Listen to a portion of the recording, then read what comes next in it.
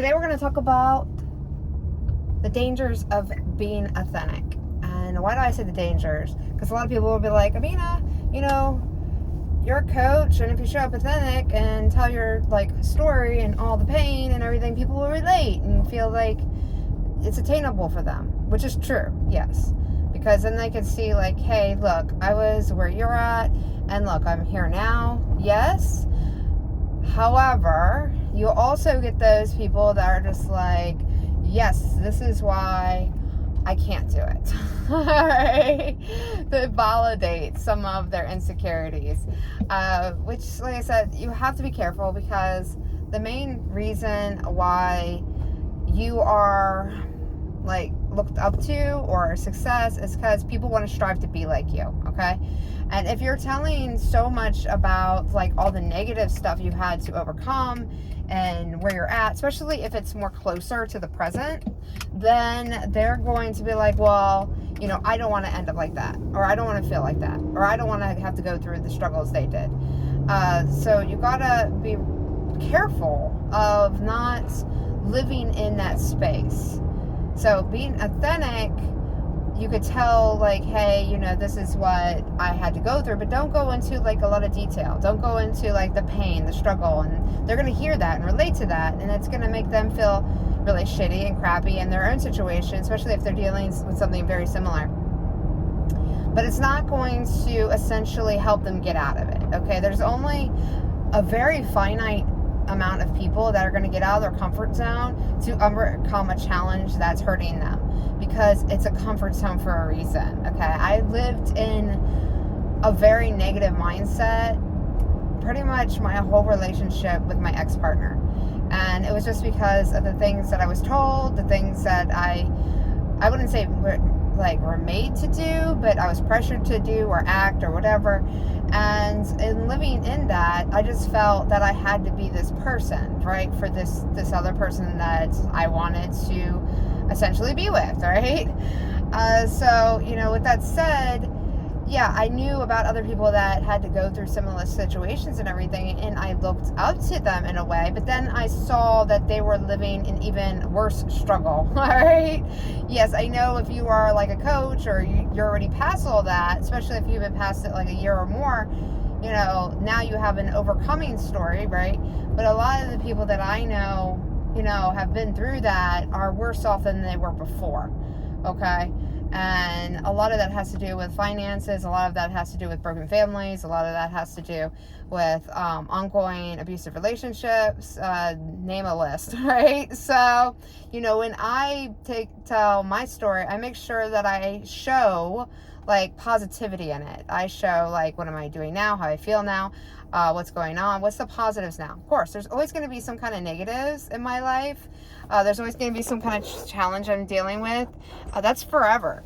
Life is not easy, as you can say, but it's not that it's not easy. It's really that there's just always going to be something. Something's always going to break down. Somebody's always going to pass away. Some things that you wish that you did earlier than you did, you're just going to regret that you didn't take the risk or the opportunity. So, you got to be careful when putting out those types of posts that people aren't going to pity you. All right? They're not going to pity you if they've never been in that place, especially if they're looking to hire you, because now they're just well, I never had to deal with that or gone through that, and I was actually looking at working with this person, but it seems like they have all these problems. All right? So then they're going to distance themselves, and then they're not going to want to purchase from you, right? Just think of from your situation, from your standpoint, okay? Just don't take my word for it. Look at the people that you have been coached or mentored by, and then you found out something dark about them. Say that they were abused, or that they were the abuser, or that they went through jail, or maybe they were addicted to drugs, and maybe your brother, sister, mom, or something was addicted to drugs, or is an alcoholic. And then now you're looking hey, I was looking up to this person, but now I know more information, or see, who they were before, and I just don't really, that doesn't make me feel good. Okay, because it's now affecting a trigger point in my own past. So again, be careful with, I don't want to say come out fake, because I don't want you to ever come out fake or not genuine or authentic, because you can't have everybody like you. Not everybody's going to like you. Not everybody's going to love and trust you, right? And you're going to attract the people that you are talking to, right? Not so much that you're like, but because essentially you're growing and evolving every day. You get to choose who you are, right? It's a mindset. But at the end of the day, I don't want you falling into those negative vibrations and attracting negative people into your life, and bad clients, bad relationships, bad situations, people that want to use you more than use you. And I've had this happen sometimes when I go back and, talk about some of my past, where people reach out to me and they just kind of want to mother me. I don't want to say more so like pity me, but more like mother me. Like, hey, you're doing great. You're doing amazing. Thanks for sharing. This is so awesome. How can I be of help to you? Or hey, what really helped you through that and everything else. And it was more of a personable, like, hey, since you went through that, you can just do it for me for free type situation. You're just like, no, that's where I was. This is who I am now. I'm not a pushover like anymore, So, again, craft your stories first. It's always good to kind of get them out of you, come up with a couple ones from your past, but not sticking just on your past. You have to know where you're going. So what's the point of telling these stories particularly to this group of people? What is the call to action do you want? And it doesn't even have to mean call to action to buy something. It's call to action to watch more of your videos or your content, or interact with you in some way. All right. So what's the call to action? What do you want to see you doing with these people in the future, or them doing with you? So write down the stories, come up with 5 to 10 of them.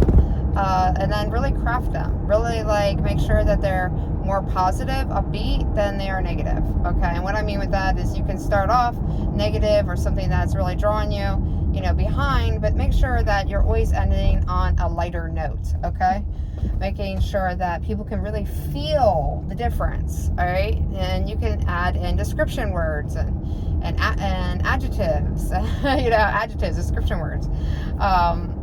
That type of wording to really express the feelings that you're feeling through a message or a script or a post. Even when you're doing a talk live, same thing. All right, you're just verbalizing it.